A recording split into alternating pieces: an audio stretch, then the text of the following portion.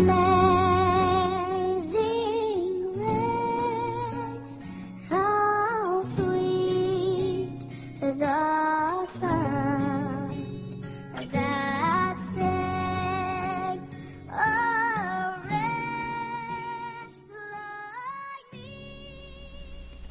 Hi, and welcome to Straight Talk About God video. I'm Jack. The Rod of God. The Rod of God. Now, this is the first follow-up video. If you haven't seen part one, then you're going to miss the whole foundation of what's going on. So just go and watch that first, okay? But in that part, we established the two mountains, Moriah and Olives, right? And now that we've done that, we can start to examine the details. See, we gave the big picture in part one, but not all the details. And that's what we're going to do now in these follow-up videos, okay? So this time we're going to look at the history of the rod itself, okay? And the book is called, you may remember, The Rod of an Almond Tree in God's Master Plan. Rod of an almond tree. Okay. Just really neat stuff. Really neat stuff. But I'm sorry, but I have to apologize. I'm sorry for being apologetic. I want to mention the sprinkling, okay? Because in part one, I conflated two events into one, and it's not true, okay? Let's see, I took the red heifer in Numbers 19:1, and conflated it with Leviticus 16:14, which is where Aaron sprinkles the blood of a sin offering. And it's the once-a-year offering, right? It's not the regular sin offering. This is for the whole nation, okay? He sprinkles the blood 7 times before the ark. The red heifer blood doesn't get into the Holy of Holies, which I thought it was, because I read, I knew the red heifer, the blood and all, and then, Aaron got that blood and once a year, and he went in there. But that isn't true. It isn't true. It's a small detail, though, because all of the symbolism is still there. The red heifer didn't not become a type of Christ, right? It was still a type of Christ. All the symbolism is still there. It's just that it didn't. The red heifer blood didn't get inside the Holy of Holies. That was the special one for, the Bible says, for himself and the rest of the people. I'm glad I caught that. You'd be telling me I'm wrong. Okay. Let's see. Oh, again, I want to remind you, Moriah is the sister. They go together. They're Siamese twins, right? Olives and Moriah. Moriah is God and salvation. Olives is redemption from sin. It's not salvation. It's redemption from sin. See? That doesn't mean that because Jesus died, we're saved. He died as redemption for our sins, but we have to do something else after that. Okay? So redemption and salvation don't happen on the Mount of Olives. Right? Okay, beginning with the history from God to Adam and down to Joseph. From God to Joseph. Okay?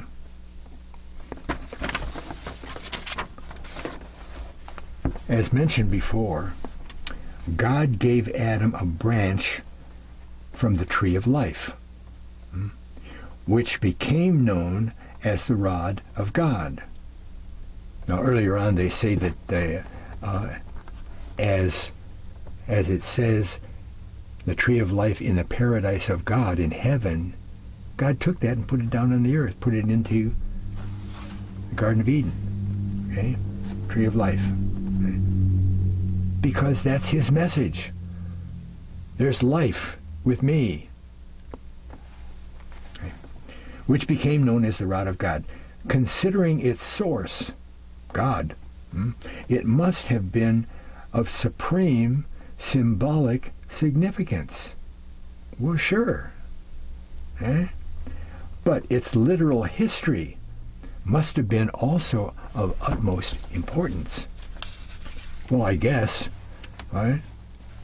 When you take in all of the dots of the rod, all through history up to David, it's like the Bethel stone that gave them water in the desert. You know, it's a God artifact. You know, oh, the fire's running down, throw the rod in there and I'll get some sticks tomorrow. You know, it passed down from Adam all the way to David, to whoever is ruling over and responsible for God being shown to the Israelites. All the kings, all the judges, and whatever. According to rabbinical commentary and stories passed from generation to generation, oh, well, you can't beat that. This is from the Jewish Encyclopedia. Okay? Now, nobody's making this stuff up. Right? According to the Jewish Encyclopedia, the rod was transferred from Adam successively down the line to Enoch, Shem, Abraham, Isaac, Jacob, Joseph, Moses, and David. And that's where it stopped. Okay. According to the Midrash Yalamdenu, okay, ancient writing, respected Jewish history, and they're really good about this because the Midrash calls it the staff. You don't find the staff in the Bible. It's always the rod. And there's four different words that they translate to one little word, rod. This wasn't a rod. It was a shepherd's staff, right? It's the staff that Moses had in his hand when he was shepherding Jethro's flocks out there when he met up with God. He already had that staff. It was 5 or 6 feet long. Okay? It wasn't a rod. It was a staff. And that's what they say. The staff with which Jacob crossed the Jordan on his way back home is identical to that which Judah gave to his daughter-in-law, Tamar. It is likewise the holy rod with which Moses worked, right? At the Red Sea, with which Aaron performed the wonders before Pharaoh. Throw that rod down there, and what did it do? It turned into a snake. And the magicians threw their rods down, and they turned into snakes. And then Aaron's snake ate all the other snakes. We'll show you guys. And with which finally David slew the giant Goliath. Okay, I know. It says, it doesn't say he slew it. He took his sword out of the sheath and cut his head off with it. But you will also notice the things that he brought out to the battle with him. He didn't just bring a sling and 5 stones. 5 stones because there were 5 giants. Goliath had 4 brothers. Another detail, right? He also had a staff. And why not have Saul have that staff. He was the king now. He was in charge of the staff. David had a staff when he went out. I believe it was the staff. Right? But I don't think he killed Goliath with it. He didn't conk him in the head with it or anything. Apparently, the rod was handed down by Adam to Enoch and then to Methuselah. And from Methuselah, it would have been transferred to Shem, the son of Noah. Why Shem? And the perpetrator, the head man of God. The perpetrator of the righteous line after the flood. Okay? The righteous line didn't come down from Ham or Japheth. It came down through Shem to Abraham. And they all had the staff. Right? But here's a really important part here. And this is out of the Torah anthology. It's not some fiction, okay? And Shem and the righteous line of the flood, Shem also was the head of an academy teaching God's knowledge. God University. Shem was the head of the God University. Of course. It fits right in with what Jasher says about Shem. Because it goes on to say here, Academy of God's Knowledge, and Abraham's tutor. Abraham's tutor. That's what the Torah anthology says. Shem, Professor Shem, taught Abraham about God. In the book of Jasher, which I keep mentioning over and over, part 1, Terah, Abraham's father, took Abraham when he was 10 years old and delivered him to Noah and Shem, and he lived with them for 39 years. Came back home when he was 50, and by the time he was 51, God told him, get out of there, leave, and I'll tell you where to stop. Okay? He was learning about God. That's why Melchizedek shows up and brings stuff to Abraham after Abraham beats all the kings that conquered Sodom and Gomorrah. He only gets 3 verses. 3 verses. And it's Melchizedek. Well, that's only his title. Melchi, king, Tzedek, righteousness. King of righteousness. Right? In the Bible, it says king of Salem. Oh, so he's the king of peace. No, Salem is only the word for peace. Salem is the short name for Jerusalem. Because Shem founded, and was the king of Salem. The king of Jerusalem. Right? And why does God even put that in the Bible? It's only 3 little verses. Because of what the Bible says that Shem brought to Abraham and what Abraham did afterwards. 2 of the fundamental elements of the Christian walk is communion. Melchizedek brought him bread and wine. That's the first communion of the Bible. And what does Abraham do? He does the first time anybody says anything about tithing in the Bible. He tithes to Shem. And according to Paul, in all but 2 of his letters, he says, right in your face, pay the teacher. Support those who teach you about God. And that's what they did through the whole Old Testament. Who got the tithe in the Old Testament? The people who taught people about God. Right? It's always been God's way to support the teacher. Because that will make you a better believer, a stronger believer. Abraham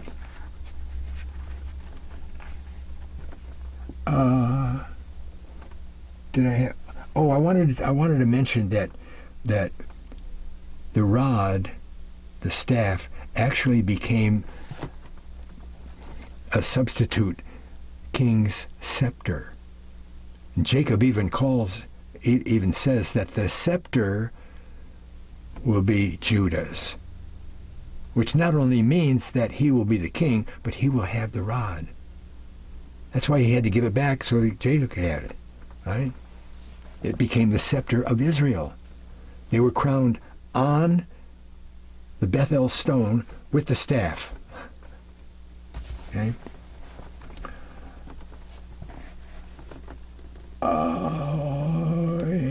Abraham passed it some, and then Isaac gave it to Jacob, and then at some time Jacob gave it to Judah because he was going to be the king. Okay, fine. But Judah must have returned it to his father Jacob so that it could be given to Jacob's other son, Joseph, who was the true inheritor of the Lord's blessing. All right? And he was ruling all of the Israelites in Egypt until he died, didn't he? So he had it. And then after he died, Judah's kids took over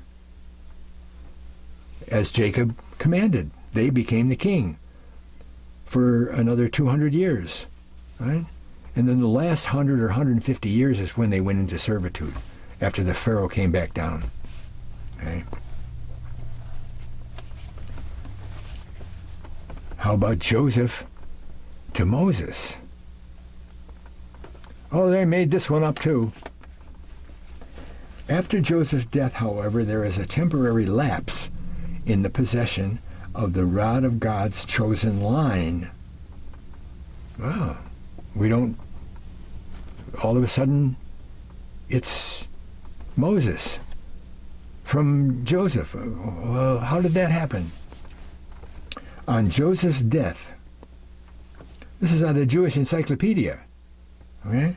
On Joseph's death, the Egyptian nobles stole some of his belongings. Among them, Jethro, that sound familiar? Jethro appropriated the staff and planted the staff in his garden. Whoa. Now, that sounds made up, right? But history shows us that the Egyptians went around and scrubbed all the names of all the Israelite people and Joseph and what they did and all that stuff off of all the monuments. You know, there wasn't an obelisk left with Joseph's name on it. They hated the Israelites because they were ruling.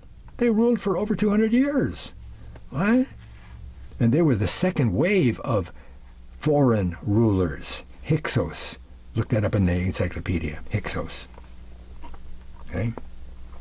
So, why wouldn't the nobles steal stuff? You know, they hated the Egyptians, the Israelites. But he planted in his garden, Jethro did, when its marvelous virtue was revealed by the fact that nobody could draw it from the ground, like Arthur and Excalibur. Legends, Greek legends, okay, Greek legends, a lot of them have their origin in Bible people. Who is Hercules? Samson. In fact, nobody could draw it from the ground. Even to touch it was fraught with danger to life. Wow. This is because the ineffable name of God was engraved upon it. The staff had God's name on it. Wow. God said, well, I got to give them a symbol of the redemption and the crucifixion that's going to happen 5,000 years from now. So I'll put my name on the staff that I take off the tree of life. God put his name on there. Or Adam did. Somebody did. Huh? And Moses said, whoa, the name of God. Oh, it came out of there.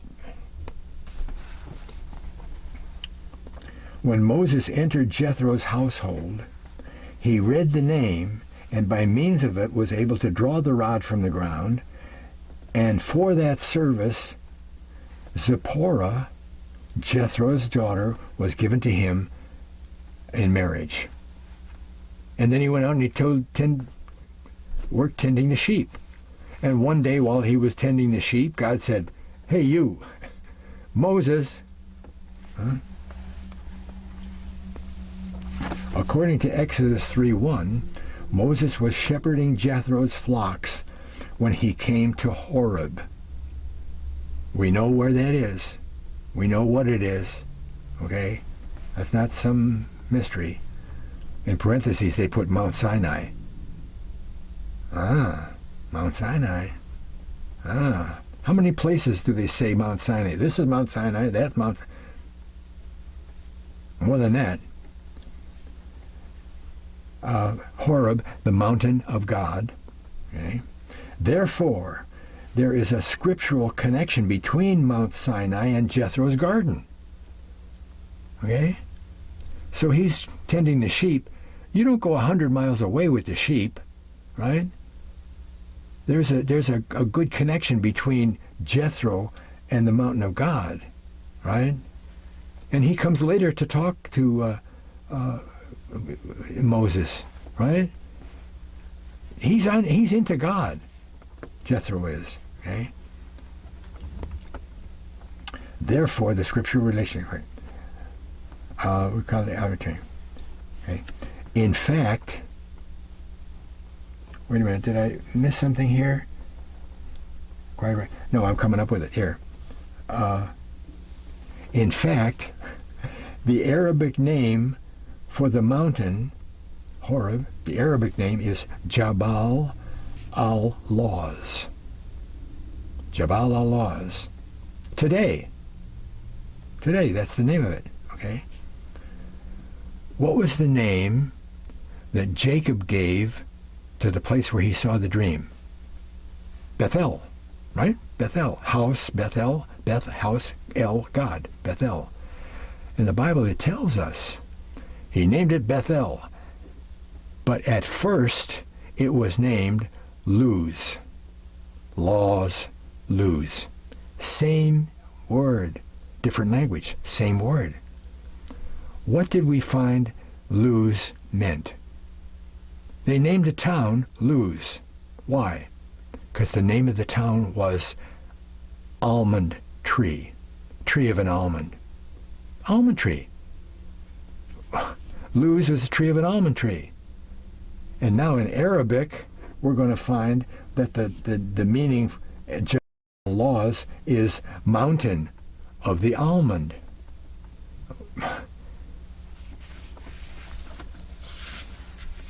It's all God, right? It's all God. Mountain of the almond, okay?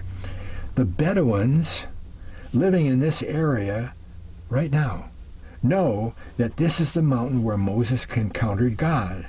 As the story has been passed down through the generations, how remarkable that even the Arabic name of this extraordinary mountain, in that name we have the tangible connection between the rod of the almond tree, the rod of God, and the real Mount Sinai.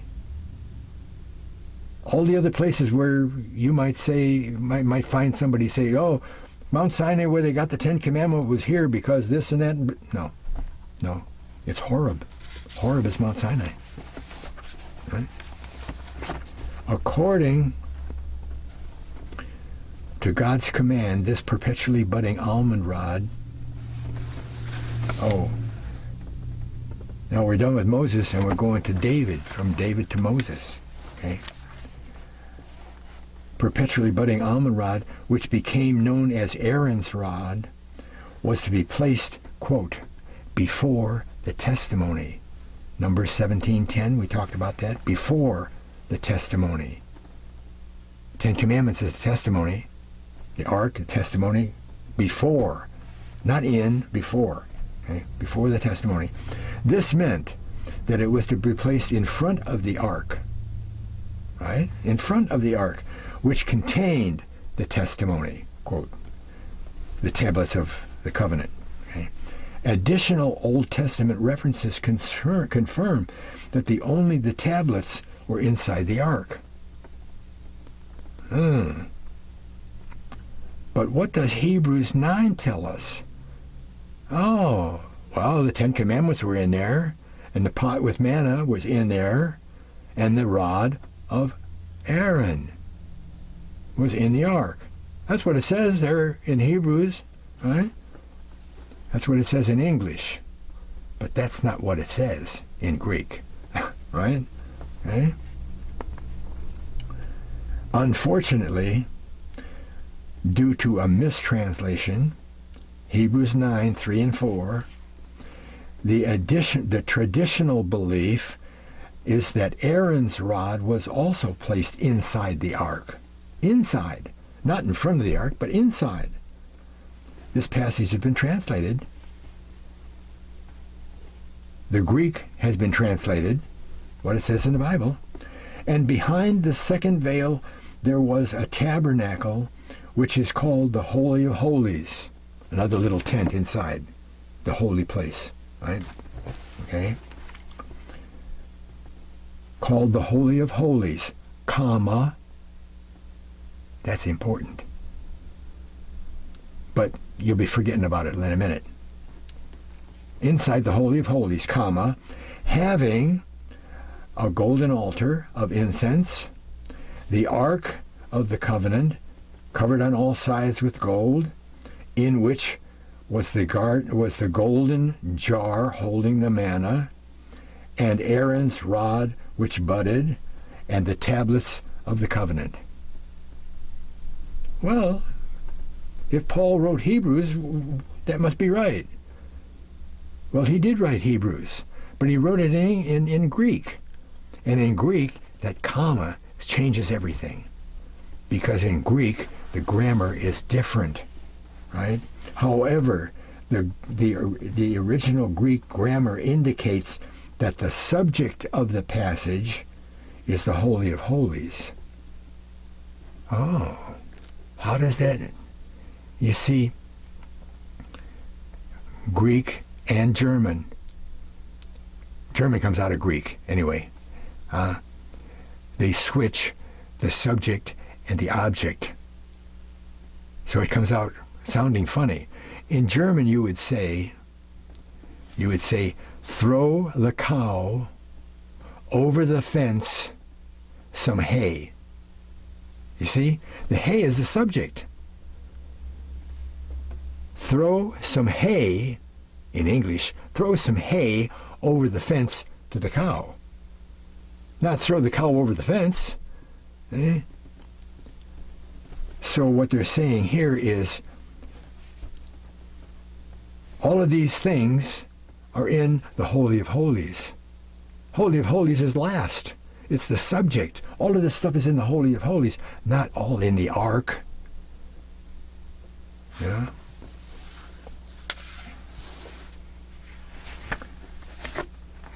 Now we'll get to David. What happened to this miraculous rod, staff, rod, which was an implement of God's redemption and a symbol of his authority? What happened to that? This section is about David replanting the rod. Okay. Subtle scriptural references understood within the context of the law seem to indicate that the rod was planted by Jethro, the one that he planted, was replanted by David. As the rod had been preserved until the Exodus to become the assurance, the instrument of the redemption of the nation of Israel, because all the stuff that Aaron and Moses did before the Exodus allowed them to get permission to leave. And then the Red Sea parted, and all of that, okay? It's been their redemption more than once.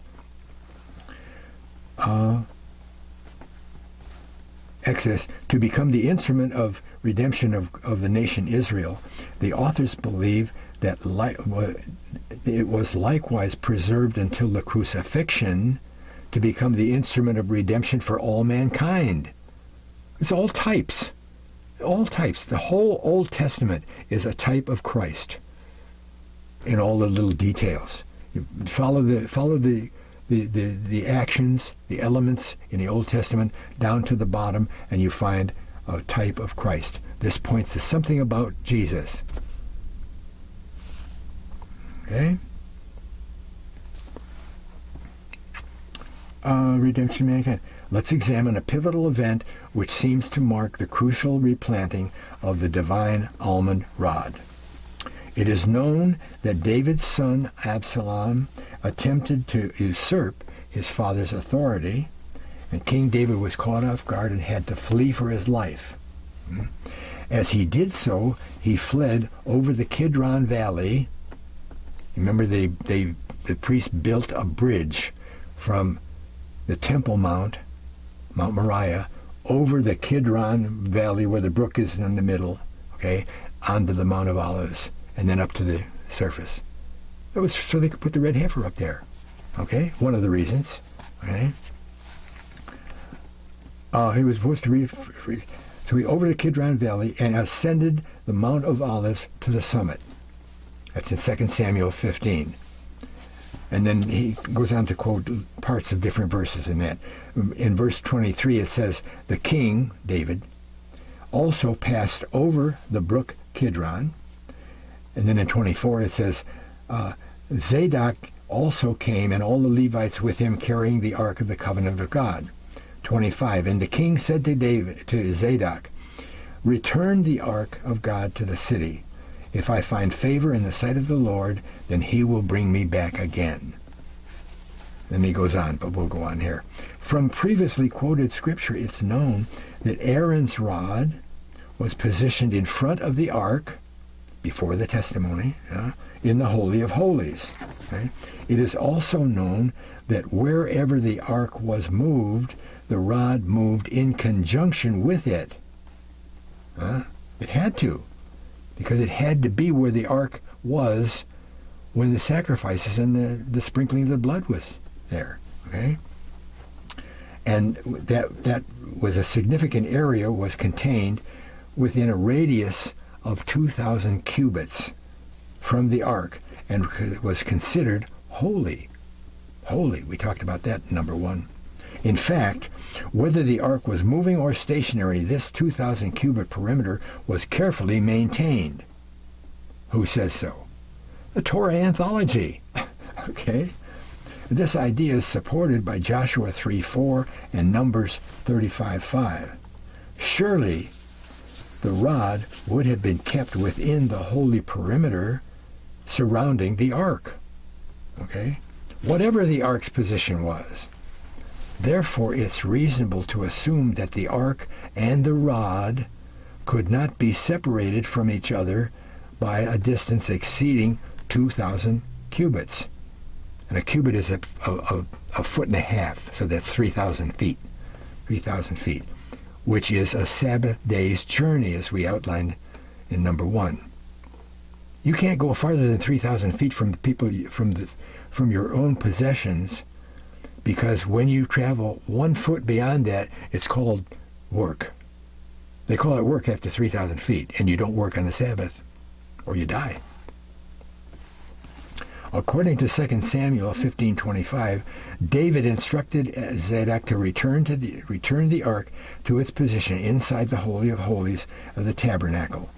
However, he did not return at this time, but continued to flee after pausing near the summit of the Mount of Olives. Remember, however, that he must have left the rod near the summit so that it would not be taken outside the holy area and designated by the ark's location. As a matter of fact, the summit, which was, quote, the place where God was worshipped, the dome summit, was just over that 2,000 foot limit, 2,000 cubit limit. Right? And this place is well known as the site of the red heifer sacrifice. Okay? And that's out of a Mishnah, the Mishnah again. Okay?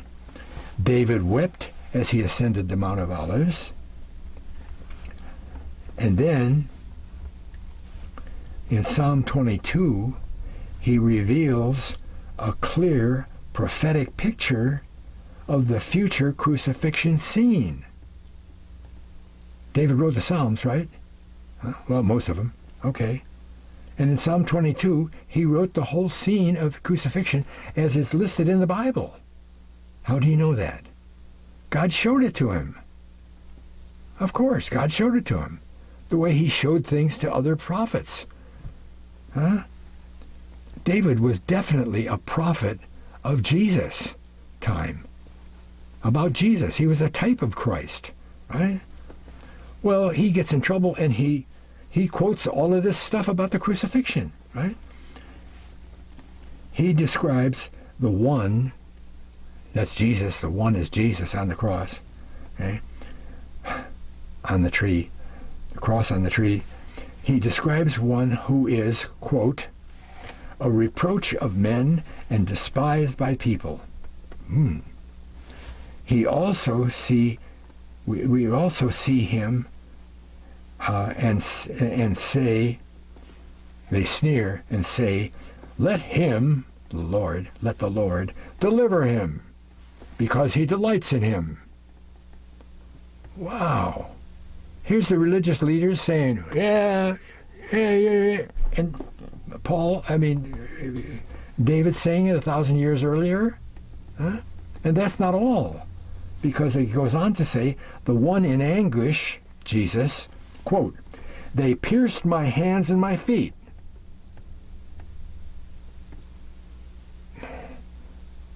Was Rome in existence 1,000 years before Christ?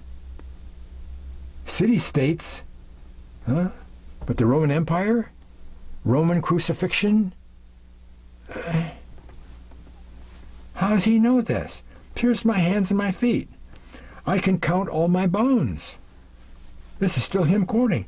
They divide my garments among them, and for my clothing they cast lots. How much more detail can you put on the scene? Right? How did he know all that? God told him.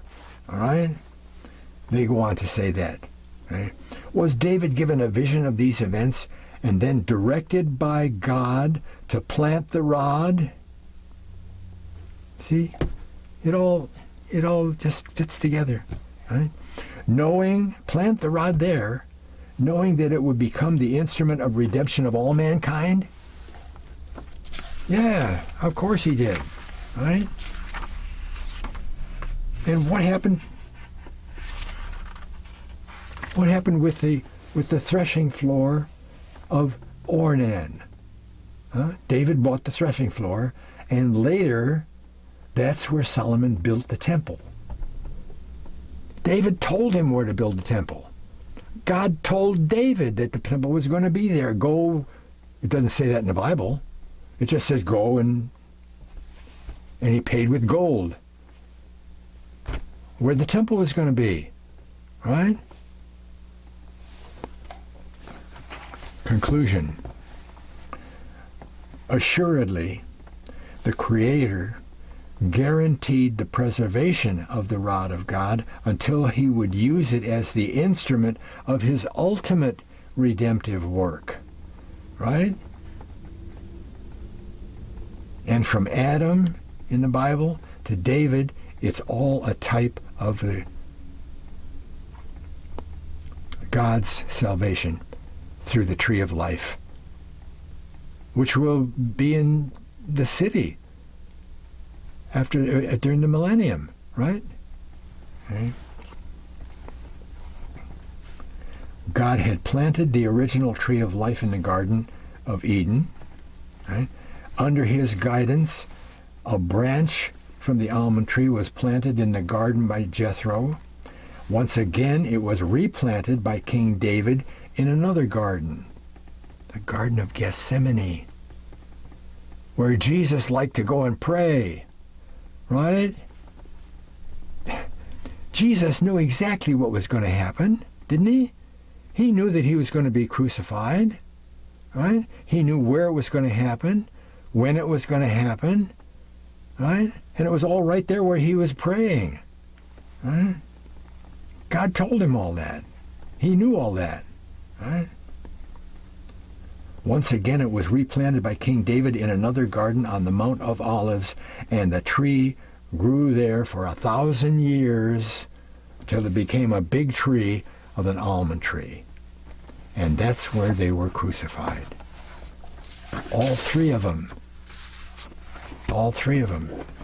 And two very highly respected scholars, pastors, rabbi, so forth, said at different times, he said that and I agree with that, in a sentence about something else. Well, because the crucifixion took place on the Mount of Olives. Doesn't say that in the Bible. Huh? Doesn't say that for our traditions. That picture on the wall at church with the 3 crosses. Get number 1. Figure that out. Okay? And the next follow-up will be about the 2 trees. Tree of life, tree of knowledge. And maybe it'll be shorter than this one. Thanks a lot for watching. God bless.